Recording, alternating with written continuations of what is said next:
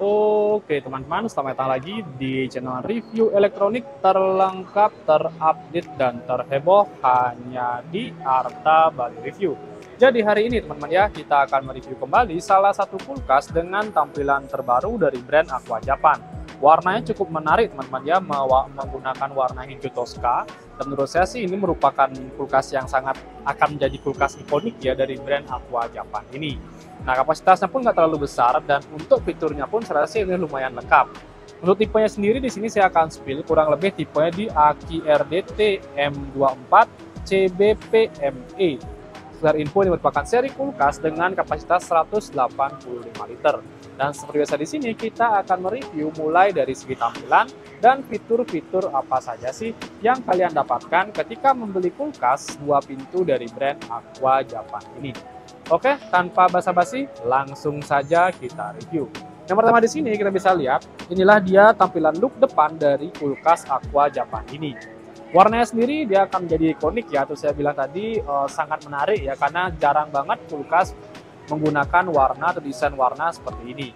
Tampilan warnanya pun dia menggunakan warna hijau Tosca dengan tampilan doff, tidak terlalu matte ya tampilannya, tidak glossy juga, jadi sangat mudah untuk dibersihkan dan tidak gampang kotor.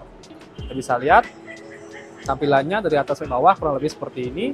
Untuk bodi depannya dia menggunakan bodi metal, atasnya dia menggunakan warna putih dengan bodi metal juga. Sampingnya pun juga sama menggunakan bodi metal. Dari bagian belakangnya kita bisa lihat dia full menggunakan bodi metal juga. Lumayan kokoh ya, dan untuk konsumsi listriknya pun di sini juga diklaim lumayan hemat di kisaran 44,8 watt. Jadi ini hemat banget teman-teman ya. Dan untuk kapasitas bersihnya di kisaran 185 liter. Dia juga udah mendapatkan bintang 1 sebagai kulkas yang lumayan hemat energi. Dan untuk garansi kompresornya pun sudah mencapai 7 tahun. Jadi udah lumayan oke banget. Nah, untuk bagian handle dari bagian kulkasnya di bagian tampilan tengah ini. Baik untuk freezer maupun chillernya. Nah, oke, yang perlu saya ingatkan di sini, bagian atasnya ini merupakan freezer atau lemari pembeku yang bisa kalian gunakan untuk menaruh daging atau makanan beku lainnya. Bagian bawahnya merupakan chiller atau kulkas standar untuk lemari pendingin standar ya, tidak bisa beku. Pertama di sini kita akan buka dulu dari bagian freezernya. Cara bukanya pun mudah dari bagian tengah ya. Bisa lihat tampilan tengah freezernya kurang lebih seperti ini. Bisa lihat ya. Nah, di bagian rak pintunya terdapat 2 rak dengan tampilan rak seperti ini. Bahannya sendiri dia menggunakan bahan plastik. Ada 2 ya atas bawah. Karet juga di sini kita bisa lihat tampilannya kurang lebih seperti ini. Ini juga karetnya harus sering dibersihkan teman-teman ya. Dan tampilan dari freezernya kurang lebih seperti ini. Oke, nggak terlalu besar. Dan untuk ice makernya dia masih menggunakan ice maker manual. Kita bisa lihat belum twist ice.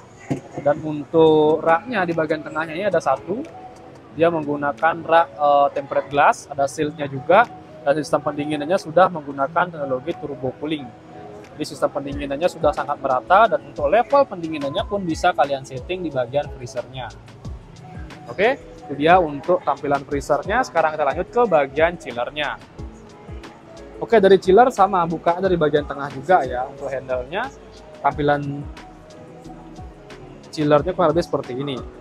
Di bagian rak pintunya terdapat tempat telur ya. Kurang lebih ada 16 telur yang bisa kalian taruh di sini. Lengkap banget. Ada 2 rak, di bagian tengahnya terpisah seperti ini, dan di bagian bawahnya ada 1 rak lagi. Oke, bahan raknya dia menggunakan bahan plastik juga. Menurut saya sih ya lumayan kokoh lah, tapi nggak terlalu tebal sekali. Dan sekarang itu tampilan tengahnya, kita bisa spill, tampilannya kurang lebih seperti ini. Dia ada chiller box, jadi kalian bisa menempatkan daging atau bahan makanan beku yang bisa kalian masak hari ini ya. Kalau masaknya besok, contohnya kayak daging, ikan, dan lain-lain, saya saranin taruh di bagian freezernya. Tapi kalau masaknya hari ini, bisalah ditaruh di bagian chiller boxnya ini. Oke, di bagian bawahnya hanya terdapat 1 rak menggunakan bahan tempered glass. Suhu di bagian chillernya pun bisa kalian setting secara manual juga. Temperaturnya, kita bisa lihat sudah settingan temperaturnya. Dan di bagian paling bawah terdapat box penyimpanan yang diberikan nama fresh box. Jadi kalian bisa menyimpan di sini bahan makanan, contoh seperti sayur-sayuran dan buah-buahan agar kelembapannya tetap terjaga. Di sini juga settingan kelembapannya bisa kalian atur ya. Ada 3, ada 2, ada 1. Bisa kalian atur semua di sini. Oke, Bahan di boxnya ini dia menggunakan bahan plastik. Yang kita bisa lihat full dari bagian chillernya kurang lebih seperti ini. Oke, jadi kurang lebih itu dia sih yang bisa saya review ya dari kulkas dengan tampilan 2 pintu di Aqua Japan ini. Dan untuk harganya sendiri kurang lebih di kisaran 3.549.000. Dan untuk kalian yang ingin membeli kulkas dari Aqua Japan ini, nanti kalian bisa langsung saja datang ke toko kami yang ada di Bali dengan nama Toko Grand Unimas Bali. Dan untuk kalian yang mungkin belum sempat ke toko, nanti kalian bisa langsung saja check out melalui link di bawah yang sudah saya cantumkan.